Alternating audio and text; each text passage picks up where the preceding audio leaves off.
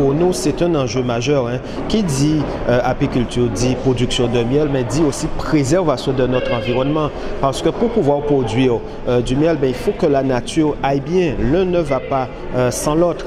Pour que les abeilles puissent récolter du bon miel et produire de plus en plus, il faut qu'il y ait une nature propice, c'est-à-dire il faut préserver nos arbres, il faut limiter l'usage des pesticides, il faut que notre environnement soit favorable. Donc c'est de là en fait notre rôle dans ce séminaire, c'est venir parler de l'importance de préserver les arbres de Guadeloupe, de préserver les abeilles, mais au-delà des abeilles, il faut parler des pollinisateurs parce qu'il faut bien comprendre.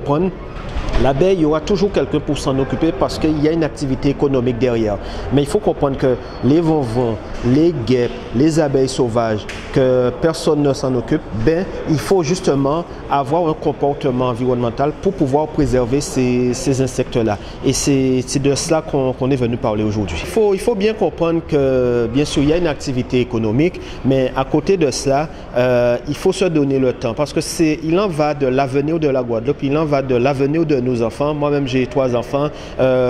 Si demain la nature venait à se dégrader, venait à disparaître, qu'est-ce qu'on pourrait dire, qu'est-ce qu'on pourrait laisser à nos enfants? Donc, c'est maintenant qu'il faut travailler pour préserver cet environnement-là. Et d'ailleurs, ça ira pour notre bien-être aussi. Si on limite l'usage de pesticides, si on limite les changements climatiques à travers nos actions de tous les jours, on ne pourra qu'améliorer notre cadre de vie et le cadre de vie de nos enfants aussi. Donc, il faut se donner du temps. L'université mène des études depuis quelques années sur l'utilisation des matériaux biosourcés, en particulier sur l'isolation de l'habitat. Et donc nous avons été invités aujourd'hui à présenter les résultats de ces études. C'est justement de voir concrètement et techniquement, est-ce qu'il y a une possibilité d'utiliser ces matériaux dans l'habitat? Donc nous sommes intéressés en particulier à l'isolation. Donc on a fait des tests avec la feuille de canne, feuille de banane, les sargasses, sciure de bois, enfin tous les matériaux qu'on peut trouver localement et de voir est-ce qu'ils sont vraiment efficaces utilisés pour l'isolation. Il faut aller plus loin dans les recherches, dans la mise en œuvre, dans les traitements, parce qu'on a aussi des problèmes liés aux insectes, à l'humidité, donc ce genre de choses. Donc c'est aussi tout ce qu'on regarde.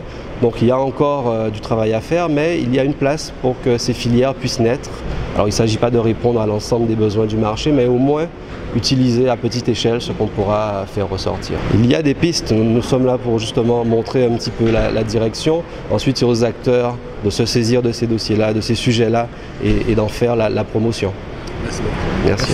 L'intérêt de ce séminaire, il est double. D'abord, ça permet de donner une vraie légitimité à cette dynamique qui existe sur le territoire guadeloupéen autour de la performance environnementale du bâti et très globalement des territoires à énergie positive. Et en même temps, ça permet de faire un focus sur une notion importante qui est l'économie circulaire. Alors, le sujet que moi j'ai eu à traiter dans le cadre d'une étude qui a été réalisée sur le territoire porte spécifiquement sur la valorisation des ressources naturelles, ce qu'on appelle la biomasse végétale très particulièrement, sur l'île de la Guadeloupe pour essayer de voir s'il y a des potentiels en termes de réalisation de produits de construction, donc pour le bâtiment.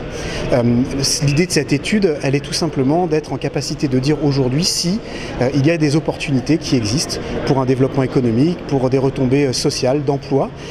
Il n'est surtout pas question d'aller dire aujourd'hui qu'il y a des sujets à investir immédiatement et valorisables tout de suite. Il est plutôt question de trouver des solutions qui s'inscrivent dans une réponse d'avenir. En d'autres termes, le séminaire d'aujourd'hui, il permet de construire l'avenir.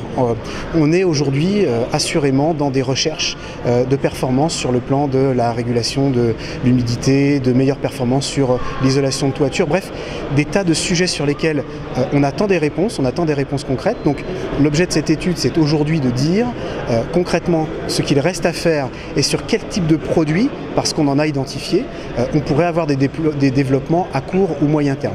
Il est évident que la place des pouvoirs publics et en particulier des collectivités territoriales qui sont extrêmement investies, et il faut effectivement assister à ce type de séminaire-là pour s'en rendre encore plus compte, l'intelligence collective qui se dégage de ce territoire-là, la volonté véritablement de trouver des solutions, mais toujours avec de la rigueur, est un véritable tremplin. Donc nous, ce que l'on souhaite évidemment, c'est que la Guadeloupe, au travers des ressources en Guadeloupe, trouve des solutions pour la Guadeloupe et que très concrètement on puisse dire justement à des horizons de quelques années qu'un certain nombre de produits aurait trouvé effectivement un marché local pour pouvoir apporter des réponses qui soient extrêmement positives en termes de confort, en termes d'ambiance dans les bâtiments. Alors la Guadeloupe se débrouille très bien. Il y a 450 territoires qui ont été labellisés par Madame Ségolène Royal, la ministre de l'Environnement. Et il y en a 7 et probablement plus en Guadeloupe qui ont été sélectionnés avec des actions innovantes dans un certain nombre de domaines que je peux vous préciser. Donc ça consiste à des actions innovantes en matière d'énergie renouvelable locale, photovoltaïque, éolienne, tout ce qui est diminution de la consommation d'énergie dans les bâtiments, comme ici à la Déal, où plein de bâtiments, les bâtiments neufs sont beaucoup plus sains que les bâtiments anciens. Aussi en matière de biodiversité, des opérations sur la pollinisation des abeilles, etc. On a les spécialistes de l'apiculture qui sont là pour nous aider à trouver des solutions pour la production du miel et la préservation de la biodiversité. Aussi en matière de transport, de covoiturage, enfin tout ce qui concourt à l'écologie et l'avenir de la planète et de la Guadeloupe peut être inscrit dans un territoire à énergie positive. Il y en a 7 et il y a 10 millions d'euros d'aide du ministère de l'écologie, de l'État, sur ces différents programmes. C'est très varié, il y a tous les acteurs dynamiques du territoire Guadeloupe, ils sont nombreux, je ne voudrais pas en oublier, mais bon, il y a les intercommunalités, un certain nombre de communes, le CNFPT qui nous a aidés, l'ADEME qui subventionne, la région, et les acteurs privés et un certain nombre de territoires, Nord-Grande-Terre, Abîme, Bouillante, Marie-Galante. Donc il y a un certain dynamisme et un appétit de discuter, de connaître.